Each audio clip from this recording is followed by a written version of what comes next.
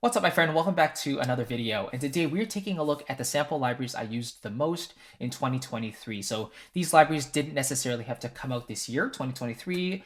They could have came out, a decade ago. It doesn't really matter. I just want to share with you the libraries that I use on a regular basis. I want it to be super practical because many people still ask me about which libraries I use. And even though my selection has remained relatively consistent over the years, some things have changed here and there. So this will be the most updated video I do for this year, going over my favorites. Okay, so of course, at any point while I'm going through these patches and demonstrating them, feel free to grab my sample library buyer's guide if you want to see a tangible copy of basically what I do, the sample libraries that I use on a regular basis every single day. You can grab that using the first link down in the description below, and it's a free gift for you just for watching this video. So with that being said, what I'm going to do is go through each library. I basically pulled in one patch per library because there's quite a few to go through here, and then I will solo it up, do some playing to demonstrate the sound and the functionality, and then I'll also try to point out one thing that I do really like about the library, but also one thing that I think could be fixed and that I don't like as much about the library, because obviously no library is perfect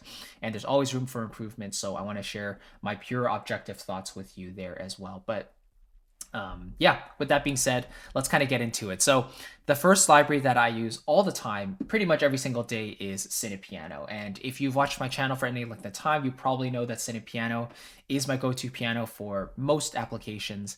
And it's really cool because they have multiple patches in this library that have been recorded and mic'd up in a very different way. But Cinepiano is kind of the all-rounder patch here. So let's just play this a little bit.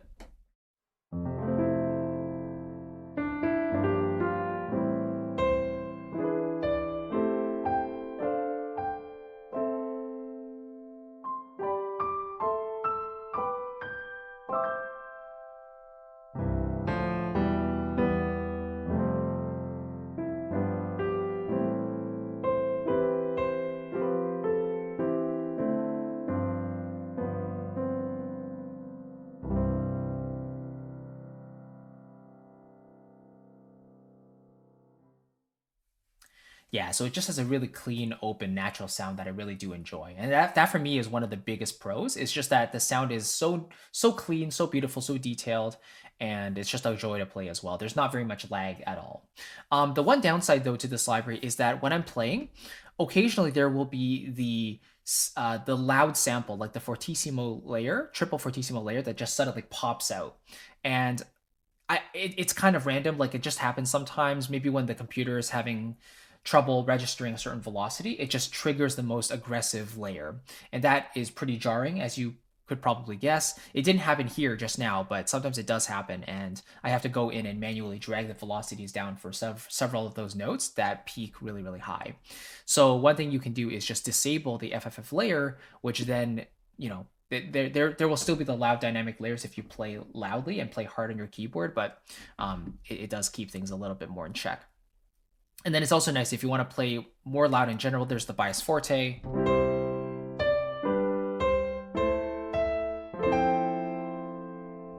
And I'm not even playing that hard, but you can hear how the samples are pretty loud overall. And then Bias Piano.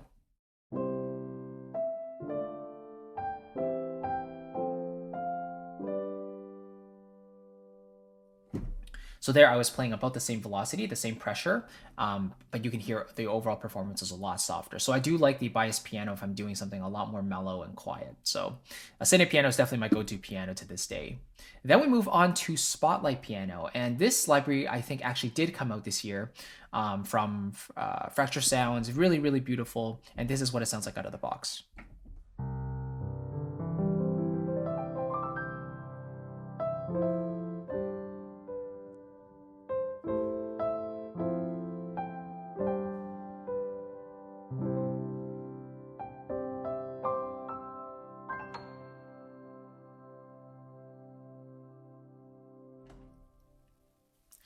Right, so compared to Cinepiano, this one is definitely aimed more towards that emotional side of scoring, as you can tell. It's very warm, right? It kind of fills up the soundscape in a really beautiful way. But then the downside to that is, of course, it naturally becomes uh, less versatile, and it can really be used in several ways. But the like where it shines the most is through this more emotional style of playing. And in addition to the piano sound itself, there's also some layers, sort of like pads and background sounds that have been added to the texture to fill up the soundscape even more. And that's a big character of this library. Now, that being said, you can go through some of the presets and, play around with them, and if you want different contexts for this library. But overall, the general sound is aimed towards emotional side of playing. And again, that's a pro and a con depending on what you want. But for me, if I want the most variety possible, then I'll go with Cine Piano. But if I want something a little bit more calm and mellow and smooth and warm out of the box, then Spotlight Piano is my go-to. All right, let's move on to my string library of choice. It's still CSS to this day. Let's play the legato here a little bit in the violins.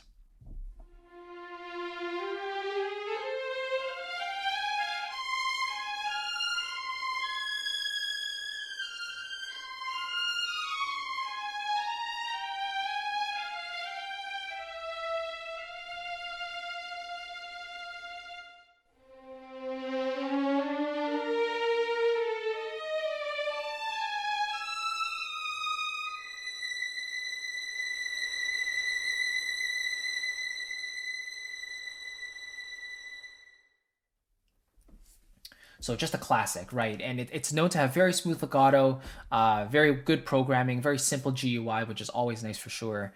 And it just has a very passionate performance overall. Lots of vibrato in there.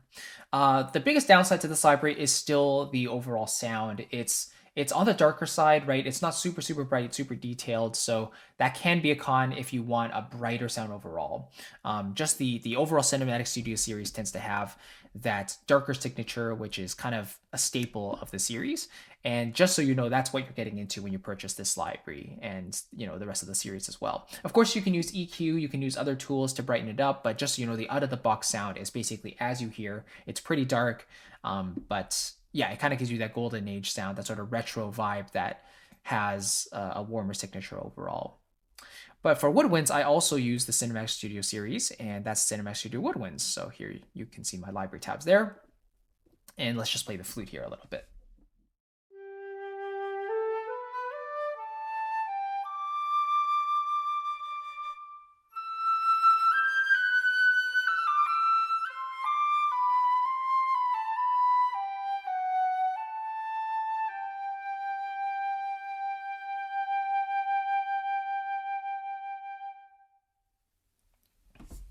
So I don't think that I have another woodwinds library that has legato as smooth as this library.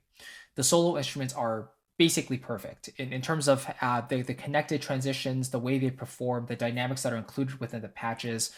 It's a very versatile instrument, and I just really enjoy how playable it is. It feels really good under the fingers to me. Now, that being said, because there are multiple dynamic layers that are accessible through the mod wheel, it's very easy to hear some of that phasing when they're crossfading between those dynamic layers. And especially if you hover, at the intersection between two different layers, it almost sounds like two different players. And it doesn't sound quite as good as if you just hover on one specific layer. So do be careful there. If you're triggering between different dynamic layers, don't hover around that crossfade point too long, or else it will sound like multiple players and it sort of sounds like out of tune or phasey or something like that. So just be careful. And with the recent updates, they address some tuning issues, some playability stuff. So this library is just super fun to play, and it's just really inspiring to use. So yeah, really enjoy CSW, and it's my go-to library right now. Used to be Berlin Woodwinds, and it's still a really good library, but I still don't use Sine as much as some other people do. I still prefer Kontakt overall. And then for solo strings, Cinematic Studio Solo Strings is definitely a good workhorse as well, specifically for first chairs or like, layering capabilities, but even exposed sometimes it sounds pretty good too. So here's what the viola sounds like, the stand-up for this library.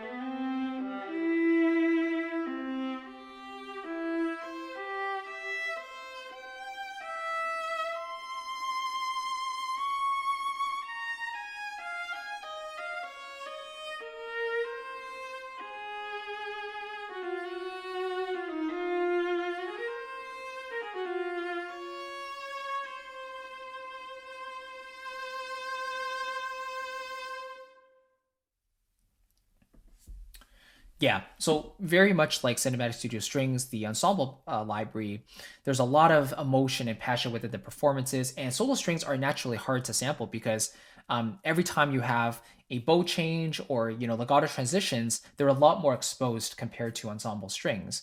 So sampling solo instruments is really an art in itself, and I think the Cinematic Studio series guides do a wonderful job with that, and they're continuously updating. Like they tried their best to get the best performances and programming possible in their libraries, but they're also willing to put in the updates when needed, when requested from the user base. So it's really cool to see. All right, let's move on. So those are sort of the main sections that I use. Percussion, I use Cineperc, which we'll take a look at from Cinesamples, but let's move on to the low chords patch from Orchestral Chords.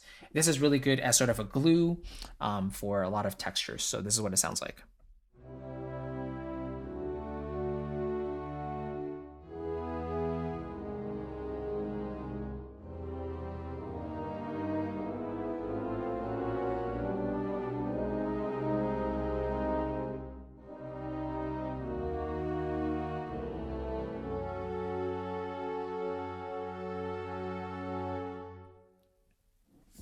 Yeah, really warm, really mellow sound. Not the most versatile library out there, but if you do need that sort of orchestral glue, then it can do the job really, really well. Really enjoy this one. Then we move on to Holly Woodwinds, and this is a classic. It's been out for over a decade, and yeah, this is what it sounds like.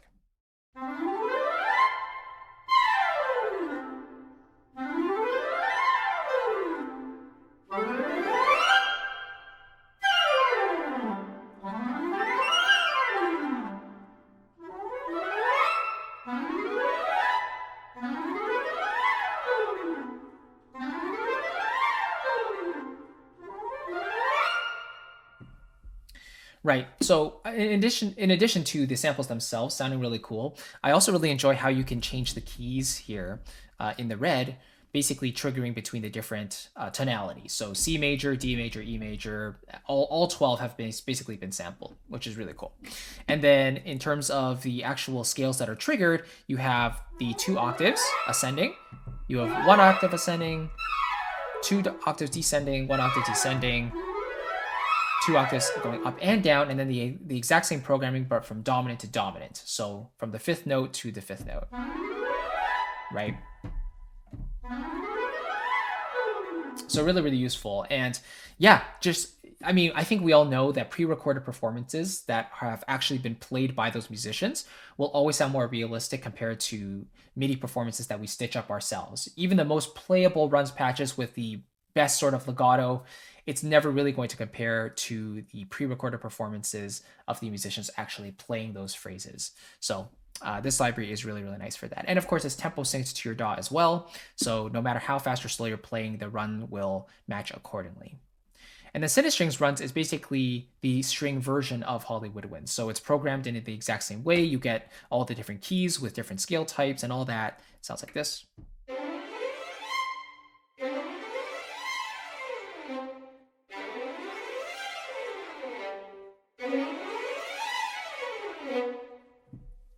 Right, so recorded in the Sony scoring stage, kind of meant as a complement library to the Cinestrings lineup.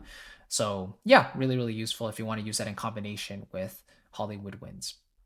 Okay, then we move on to Cinebrass. So Cinebrass is still my kind of go-to orchestral brass library series, and there are quite a few, but the one I tend to use the most is Cinebrass Core still. I really like the trumpet ensemble articulations. I like the horn ensemble articulations. And then the horn solo true legato is another standout for me as well. But just so you can hear what this tone sounds like, here are the 6 horns.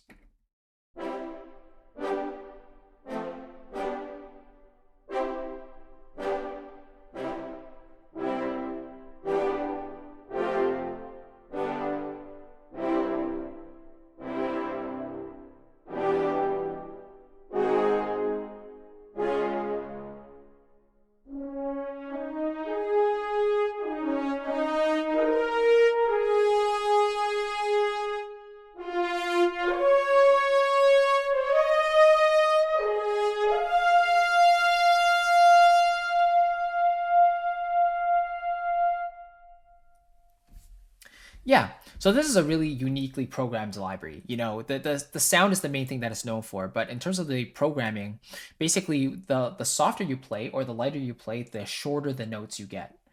So if I play super super lightly, then you basically get staccatissimo. And you play a little bit harder, you get sort of a regular staccato short. And then when you play harder, it's more of a longer marcato sort of short. And then if you press the sustain pedal, that triggers true legato, so you can play legato lines there. And they also programmed polylegato. And so you can play multiple legato lines or even chords, and you can trigger legato transitions between each of those notes. So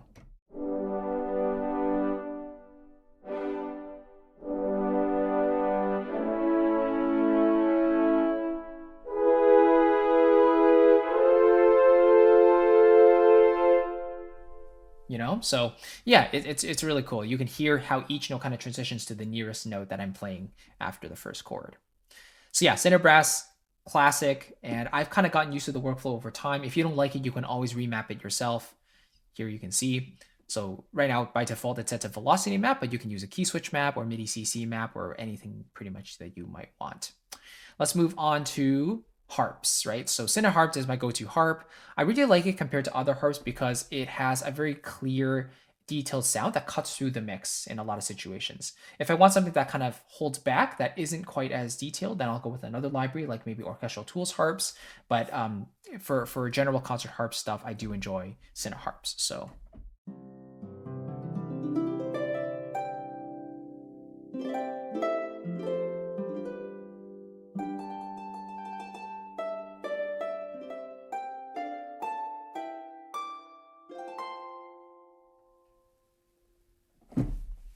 beautiful sound, right? Yeah, so in general, it's really useful. I also really like the harp glissandi as well. Again, pre-recorded performances, much more realistic than just programming it yourself, obviously. So yeah, let's play a couple of these and see what this sounds like.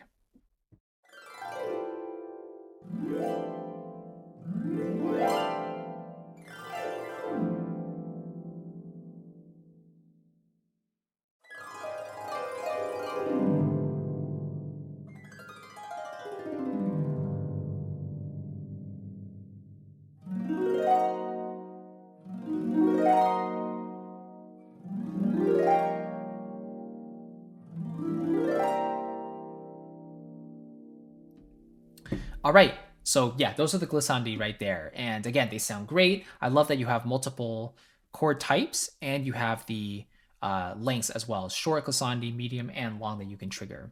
Now, you can tell that some of those aren't programmed properly though. Like some of these glissandi that I just played, they're actually dominant seventh glissandis. So half diminished would have to have that minor third in there.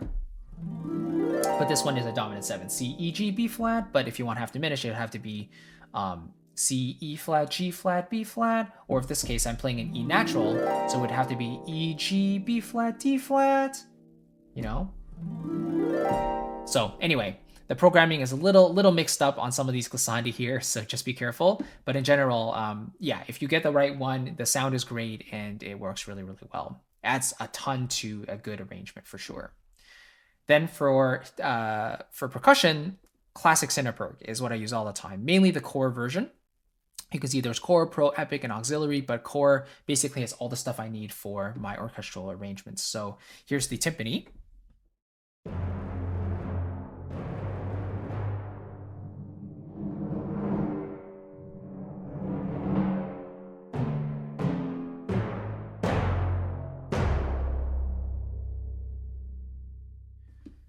Right, so this library basically has hits and rolls mapped to the same patch. Really, really cool because you can control the length of your own rolls and use the mod wheel to basically ride the dynamic of that roll. So if you want to start really, really quiet, you can ride up the mod wheel, and when you want to release, just release the note, and the patch will add a hit automatically to the end of that roll to signify the end of it, which is really, really nice.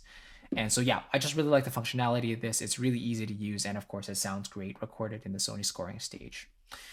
Yes, and then let me go on to a couple libraries that I use sort of as layering libraries or ones that I just really like playing around with because they give me inspiration.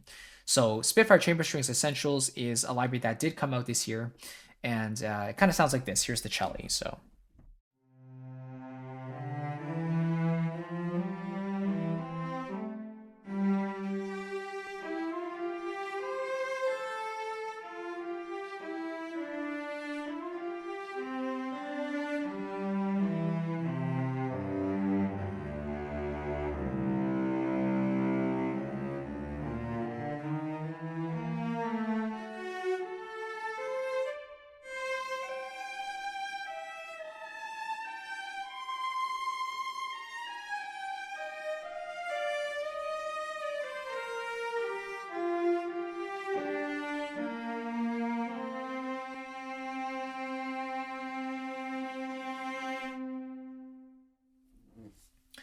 So yeah, beautiful sound, very creamy as well. I really like how rich the library sounds while staying detailed and getting the sound of that room there. I think it's recorded in Air Studios. So yeah, and I like that you have the far mic and the close mic. It keeps things really, really simple. Now, of course, because this is the Essentials library, you don't get multiple mic positions aside from far and close.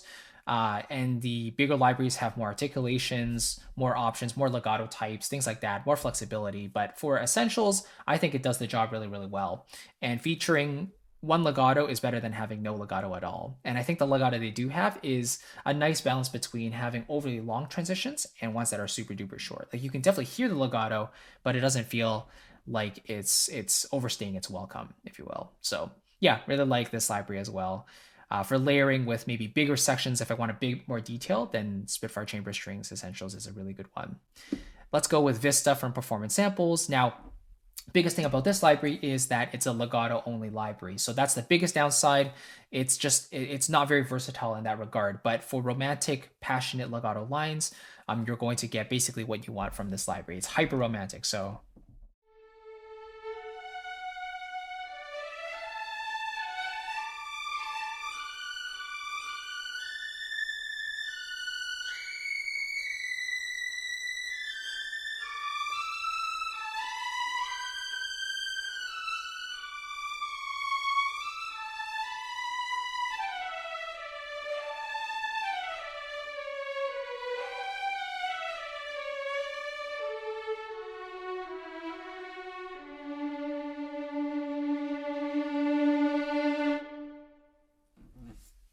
yeah, very dynamic as well. But if I had to use a word to kind of describe the sound of the library, I would say like buttery and syrupy, especially the legato transitions. It's sort of a slurred legato.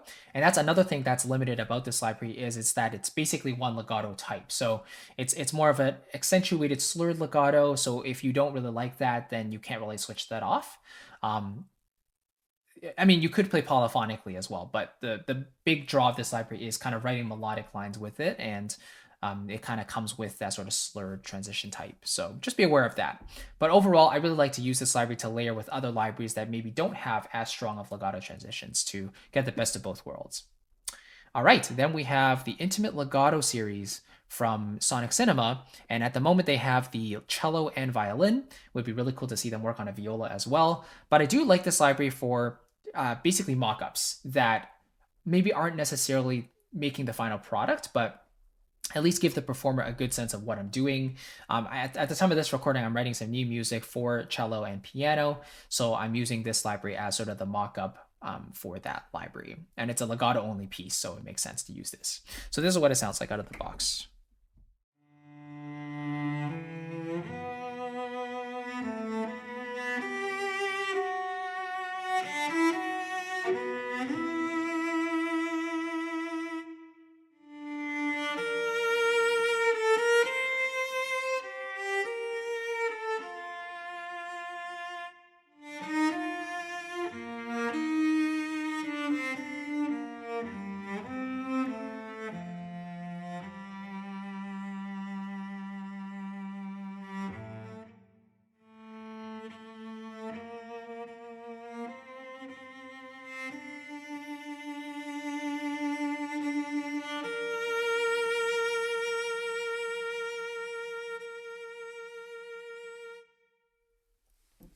All right. And that's the very simple nature of this library. It's a legato only library. It features very natural sounding performances with those connected lines, but I really do like how it works. You also get this sort of rebow key switch where, so if I'm playing a note, I can press this low A and it basically triggers a rebow of that same note, which is super, super useful.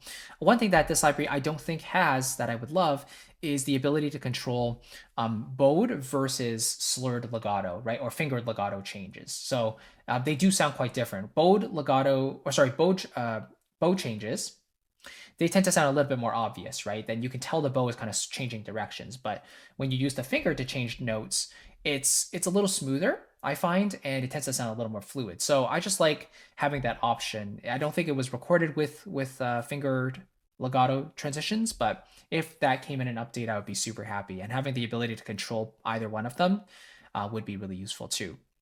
because that would allow for more accurate mockups, right? So some you could like some phrases you could say, oh, start with a down bow or start with an up bow, and then maybe you want to connect a few notes in a faster passage with just one bow. Well, then it would make sense to use finger legato there instead of bow changing on every single note. And this library is meant for slower playing anyway, so that's why the bow changes do sound more natural, because if you're changing bows every single time you're playing fast passages, it doesn't sound very musical. But that's kind of the sweet spot of this library anyway. So you kind of have to play within the limits of the library to some degree. All right, and last but not least is the Solos of the Sea series from Performance Samples as well. These libraries have not made it into a final production, but more so for mock-up purposes. Again, to demonstrate to real players what I want the vibe to sound like. But this library kind of suffers from the same thing as the Intimate Legato series in that there's only one legato type. It's basically bow legato, so if you're playing fast passages, it won't sound quite as realistic and musical. But the sound itself, if you play slower and play legato, it sounds beautiful. So this is what it sounds like.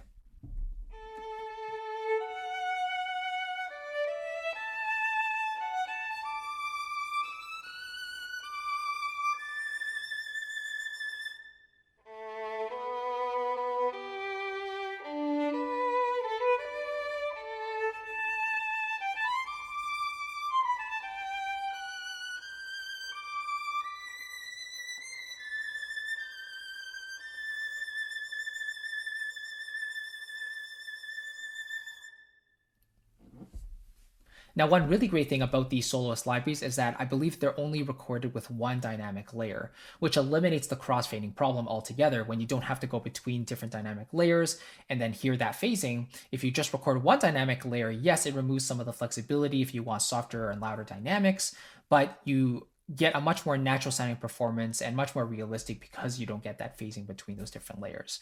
So yes, so far this is kind of like my setup and what I like to use a lot in my day-to-day work. Those are my sample libraries that I use the most this year. And you can tell, like, compared to last year's video, the selection actually hasn't changed that much.